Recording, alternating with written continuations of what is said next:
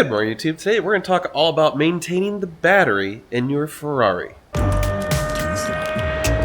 are you recording all of the nefarious activities? If you're new to the channel, my name is Dan, and this is my dealership, NG Supercars. And one of the problems with Ferraris is that most of them have parasitic draw, and they end up killing the battery just sitting there doing absolutely nothing. Now, a lot of people are like, oh my god, these things are such pieces of crap. The battery dies just sitting there. Well, most people aren't driving these cars as often you drive a normal car. Pretty much all cars have some parasitic draw, although some cars are worse than others. And even some Ferraris are worse than others. And one of the consistent things we've seen is cars that have been messed around with tend to have more parasitic draw than the cars that are completely unmolested. So if you've got like an aftermarket stereo and all that weird crap, aftermarket radar detector and all this stuff, well, it's got a higher chance of having a parasitic draw than some of the other cars. But we're going to talk about how to make sure that you still have battery life in your car when you go out to start it, because you probably have let it sit for a week or two or sometimes months, and you want to go out there and drive the car, and then you're disappointed and you get the wah-wah because the battery is dead.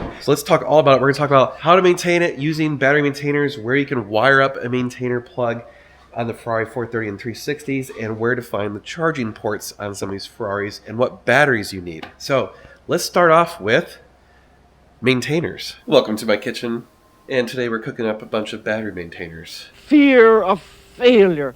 And if you're going to have a sense of fear of failure, you're just never going to learn how to cook. So let me show you what we got going on. Okay, so I've got the two most popular brands of battery maintainers right here. You've got the C-Tech maintainers and the battery tender.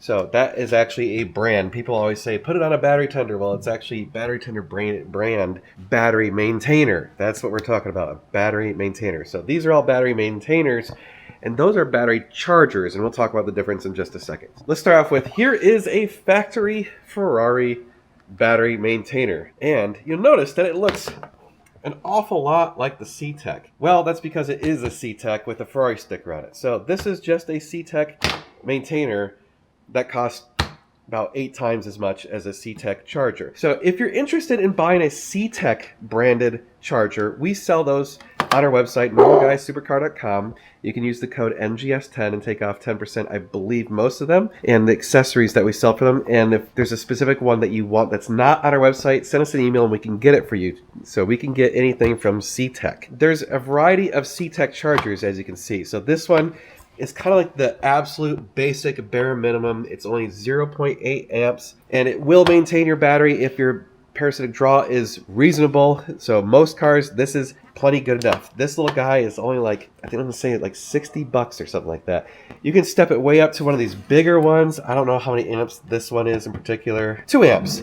All right, so this is a 2 amp maintainer. You can see this one has some more complexity to it. Honestly, you're not probably going to use most of that stuff other than just plugging it in, maintaining your battery. But then you can move over to this one. This one, you notice, is a little bit different, and it's lithium. So this is specifically for a lithium battery. So this one cannot be used on a regular lead acid battery, and if you have a lithium battery and you use one of these regular ones, you can damage the lithium battery. So make sure you know if you have a lithium battery or not. That is very important. That is one of the most important things about this whole thing. If you learn anything, don't charge a non-lithium with a lithium charger, or charge a lithium with a non-lithium charger. There's something very important I forgot to tell you. What? Don't cross the streams. Why? It would be bad. When you get to the plugs of these things, you'll notice that there's basically 2 different designs of plugs. So this is the C-Tech plugs. You've got the male and female parts right here. I believe the maintainers have the male parts. Yep, so the maintainer has the male part, and you'll have a pigtail like this wired up to the battery, and this is where you would plug in the battery maintainer. So this is what you can actually wire up to the battery, but we'll show you a different solution on the 430s and 360s in just a little bit. Now, if you have one of the Ferrari maintainers, and you have one of the more modern Ferraris, but not super modern, so like we're talking 2000s, early 2000s until 2010s, you have this, which we call the 4-pin adapter.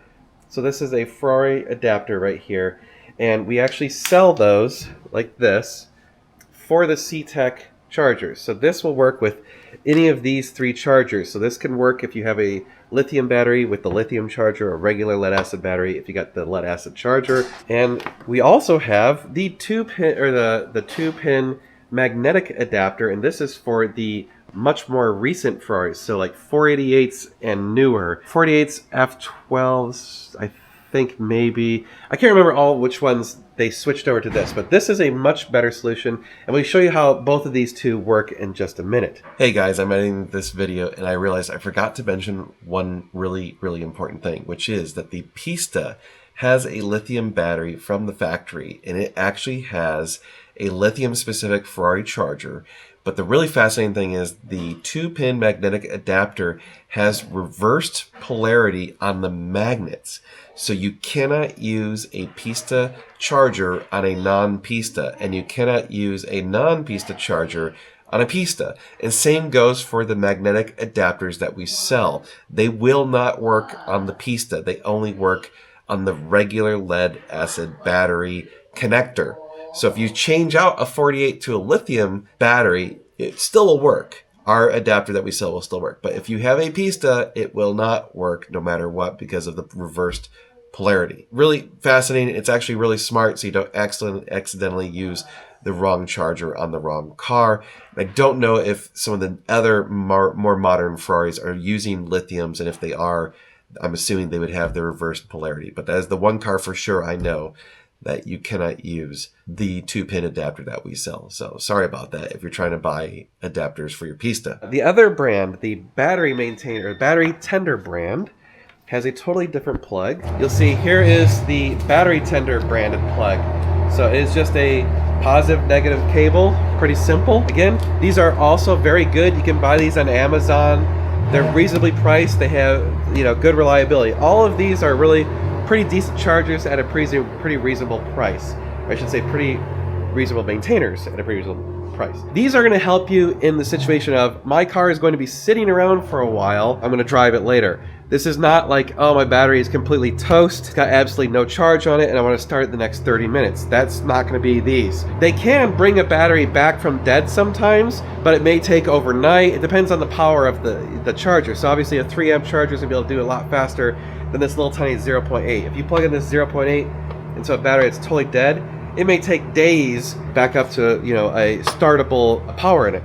So these are important because not only do they keep a charge on it, but they actually cycle the battery and do performance maintenance on the battery to keep it so it actually lasts longer. Now, it's my personal opinion that anytime you park one of these cars, just get in the habit of always plug it into a maintainer, no matter what, whenever you park it at home. And the reason is because then you get in the habit of just plugging it, unplugging it when you're ready to drive. You come home, you plug it in. You're ready to drive, you unplug it. And that way, you don't have to worry about, oh, I forgot to plug it in, or I forgot to unplug it, and I ripped the battery maintainer out of the wall. That sort of stuff does happen. So just get in the practice of always plug it in. And people ask all the time, well, how long can I keep it without being plugged in? And the answer is, it depends. Some cars can last many months, and other cars will only last literally a day or two. We've seen both. It also depends on the condition of your battery. If you have a brand new battery, sometimes they can last a lot longer than if your battery is 5-6 years old and it's at death's door and it's barely holding the charge. Well, it's not going to last as long. And other people will see online, people are like, oh, I had it plugged into my maintainer and it still won't start. Is my maintainer broken? Maybe. Your maintainer could be broken, or the battery could just be dead. That does happen. Even keeping them on a maintainer and stuff, these batteries do just die after a while. Typically, we're seeing batteries last around anywhere from 3 to 5 or 6 years in Ferraris. That's usually what we see. The Ferraris seem to be pretty hard on batteries. If you could get 5 years out of it, you're doing pretty good. If you get more than that, you're doing great. If you have a completely dead battery and you need to actually charge it, that's where you get into these. These are actually battery chargers. So these can take batteries from dead and bring them back to life. They can also take a battery that's completely dead and give it a charge in a short period of time. These have a lot more amperage. So this one's 10 amp, this one does 15 amps, and this one also does 15 amps. So this one is a C-Tech branded charger, and you can see it actually can do lithium batteries as well as the regular lead acid batteries. So we actually sell these. These two we do not sell. You can buy these. This is a pretty cheap whatever Amazon cheapo thing, it does, you know what, a good enough job. This one seems to have a lot of success for us of taking batteries that are 100% toast and actually making them come back to life. So if you actually need to use one of these, you will have to actually plug in the clips.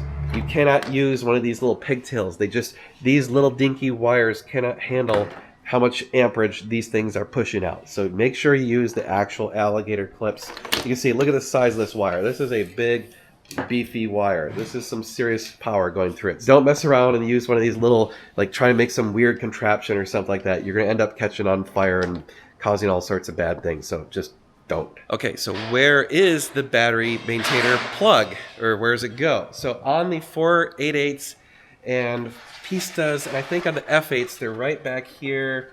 Where is it? Somewhere back here. Right here.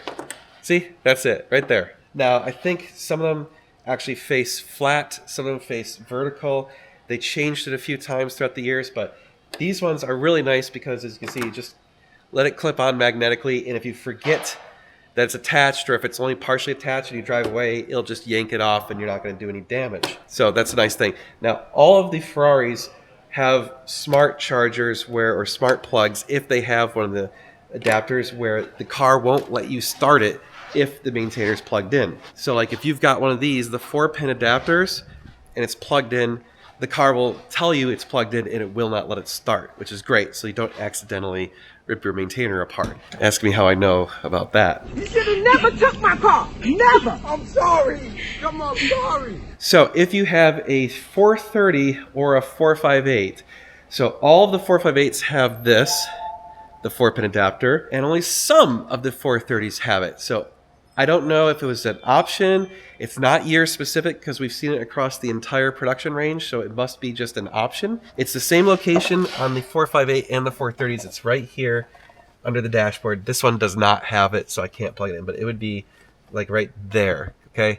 So you just plug it in like that. My tip is, if you can, run the cord across the driver's seat, so that way it's easy to remember that you've got it there. Now what you'll frequently see is, because the battery in these cars is down there in the footwell, the pigtails for aftermarket adapters are very, very frequently located in the footwell. But you might want to run the cords across the driver's seat just so you don't forget, because we've done that before. We had one dragged out the passenger door and you start driving away, and next thing you know, you shred one of these things and now you're rewiring stuff. It's not pleasant. There's an alternative location on the 430s and 360s, which again, we'll get to in just a minute. Some of the other car brands also have their own adapters, like the Aston Martin. You can see we've got plugged into its own maintainer that's in the trunk. California T, California, I think the Portofino, and even the F12s, a lot of those have them in the trunk. So you have to pop the trunk and then you plug it in. Those all should have the 4-pin adapters, I believe. And then, like I said, some of the new stuff has the magnetic adapter,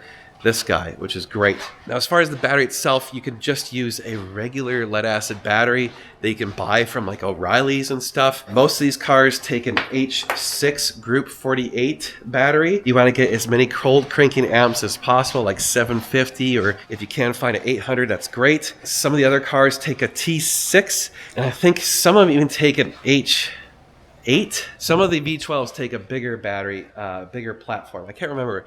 But look up the battery type located in different spots in the different cars. So like I said, 430s, 360s, 458s, 488s, Pista, and the F8, it's all in that footwell right down there. A lot of the front engine cars, the battery's in the trunk, but that's not true on all of them, because some of them it's in the engine bay. I think the F12, it's in the engine bay. Same with the 575s. In the 550s. So just, you're gonna have to find it. You gotta find where the battery is. It's just a regular battery, so you don't have to go to Ferrari and buy some crazy whatever battery that's, you know, $700 or something stupid like that. Now, the batteries these take are generally around like $300 to $350, so it's not a cheap battery. Now, an alternative, if you really want to save some weight and have a crazy awesome battery, is to get a lithium battery. So we sell those right here, anti-gravity batteries. We're gonna open up this puppy and show you one of these bad boys. Now, the really cool thing is they weigh about 15 pounds versus 40 plus pounds, and they have significantly more amperage as far as starting power, cranky power. And they come with these remote controls. And so what happens is if you have a draw on the battery and it's causing the battery to almost go dead, it will actually shut itself off, and then you can use the remote control to turn it back on, and it theoretically gives you one more start, maybe two. Not always. A lot of the bigger cars, it won't handle it, but it'll try, and it's better than nothing. Yeah, look at that. Anti-gravity battery. Try lifting it up like this with a lead acid battery. Good luck, right? To actually do like arm curls with this, I could actually do quite a few. If you're doing a regular battery, you might only get one. But yeah, these are really cool batteries, really light. They are not cheap, but they also have a pretty long warranty. I believe it's a prorated 10-year warranty. Don't quote me on that, but I thought it was. We sell those. We sell a lot of those batteries. They're excellent. If you have a battery that dies and you just kind of want to never worry about it again, get one of those. Now, personally, if you get one of those, I still say maintain it. Put it on a battery maintainer anytime you're parking at home. And if you do that, you'll need one of these, the lithium chargers. So just keep that in mind. Okay, so now that we've talked a lot about batteries, let me show you where a good place to wire up a battery maintainer plug on the 430s and 360s is. Okay, so I previously did a video showing running a battery maintainer plug on that passenger side of the car, but I've since found that I like this spot better, and I think it's also a lot easier to wire up. So here's what we got. I've got the seat forward on the driver's side. So there's the steering wheel, we've got the seat forward, and right behind it is this access panel, and behind that panel is a positive terminal and a bunch of, the entire car is a ground. So all we have to do is connect to the positive terminal and then ground out our little wire. So let's do that, and we can connect the maintainer really easily. This is like a 5 to 10 minute job. All we need on the 430 is, I believe, a 4mm, maybe 3. I think it's a 4mm Allen. If you've got a 360, you'll need a Phillips screwdriver because they have different bolts from the factory, assuming someone hasn't changed them out for something weird. And you'll also need a 10mm socket. Okie doke, YouTube. So we're going to take our 4mm Allen and unscrew these. Now there's supposed to be 4, but very often you'll find that there aren't. There's also supposed to be a thing like that, but this is just a regular washer. There's supposed to be like a dished piece that looks all nice. Oh, that side has it still. You can see right there, there's a proper one, but that is just a regular old washer. That's not the correct part, but whatever. At least it has something. So this one, again, just a regular washer. We're gonna get those out of here, and then does it still have a bolt? It does. Sometimes one of these or two of these gets missing. Oops. Last one right here. There. Okay, got all 4 of those off. This should pop out. Sometimes you gotta get your fingers in there. Okay. There we go. So, you can see we have a positive terminal here or here. We can connect it either place. And then as far as the negative goes, we can connect it here or anywhere that's touching the metal chassis. Just of note, I haven't disconnected the battery. If you really want to be safe, you should disconnect the battery. Oh yeah, so that one is a 10. That's the one I needed. You gotta be a little bit more careful now because that you could ground out if you're touching that with the metal. So we're gonna be a little bit more gingerly with it and not go so crazy on trying to do some wrenching on it and get it to arc. Okay. There. Come on.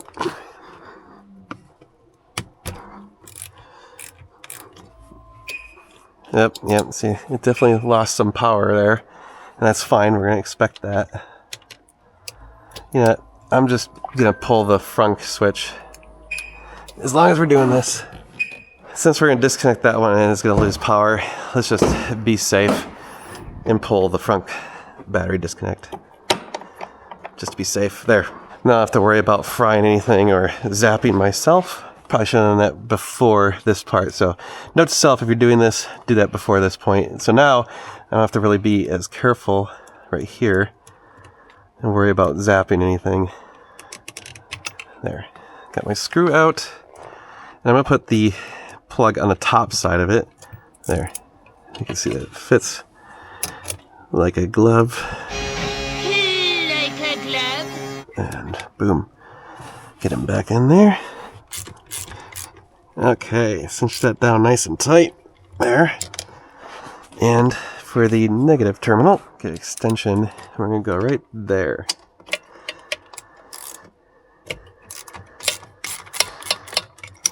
Oh, don't go. I need to get a magnet. That bolt that dropped in the magnet. Okay, so now we'll just put this negative terminal on that. It's gonna be a little bit of a pain to get in there, so I might use this guy just to kind of guide it in at first. There. Let's tighten it down.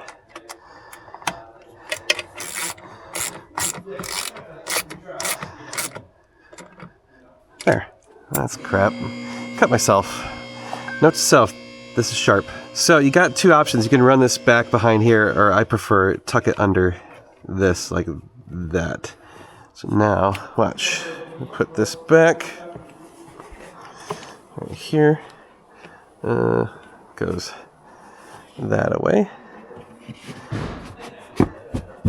There. See, we'll have a little pigtail. Alright, so that was the super long one, which... Okay. And that's it. We're all done. Then we'll just plug one in and test it. Alright, so we've got it plugged in. And we've got our cable over here. Plugged into the maintainer. Oh! Uh-oh. It's not active. Oh yeah! I gotta turn on the battery. I don't have the battery disconnect connected. Well, that would be why. See? Good idea to disconnect the battery. Alright, let's plug that in, and it should come live. Alright, so now if we check it, yay! We're getting some lights. So it will take a long time for it to get all the way up, and so don't be shocked if it's only 1 or 2 lights when you first plug it in. But this is why I like this spot right here, because now, we don't need that. Now, when I shut the door, it's right there. It's easy to see it, and you won't forget and be like, oh, whoops, and drive away. Yes, I know. I gotta disarm you here. There. Yes. So, there. We can put this seat back where it belongs. And we're all done. We have a maintainer in the driver's area. Easy to get to, super easy to wire up. Takes all of 10 minutes. And we can keep our battery in good shape. So it's always ready to go when we're ready to go. Also, one quick note. If you have a battery die on your Ferrari, please do not jump the car. Do not use another car's battery and connect the connectors and jump it. Put it on a charger and let it charge for a while. We have seen a lot of Ferraris have instrument clusters destroyed or ECUs get fried by jumping them. So just don't jump Ferraris. It's a terrible idea. Bad things happen. It can be very expensive. Yes, sometimes it's successful, but just don't, okay? Trust us on this one. In fact, if you have an F1 car, whether it's a manual or an F1, you can actually bump start these. So you get them rolling and put it in the gear and it will start. So that's another option if the battery's okay. But if it's totally dead, you might be screwed. So there you have it. That is my recommendations for keeping your battery maintained on a Ferrari. I would always keep it in a maintainer whenever you plug it in, or whenever you're done driving it. Just plug it in, get in the habit of doing that. It's not a bad idea to have a charger laying around in case you ever do need to charge it and you need more power than one of these maintainers can provide. This is probably not necessary. These are, in my opinion, basically a requirement. So make sure you have some sort of maintainer. Again, if you want a C-Tech branded one, check out normalguysupercar.com, use the code NGS10. And if you want kind of like the ultimate in battery protection or the ultimate battery, talk to us about getting yourself an anti-gravity battery. Again, these things, pretty amazing. Yeah, so this one's an H6 Group 48 60 amp hour battery. So it is way more powerful than a standard lead acid battery. And again, you can buy those on our website, normalguysupercar.com. But that's it for this video. I hope this was helpful. If you guys have any questions or if there's something I didn't address in this video, feel free to put it in the comments below and we'll discuss it. But we'll see you guys in the next one. We're gonna be doing a lot of cool car stuff. You're gonna wanna stay tuned. It's gonna be sweet.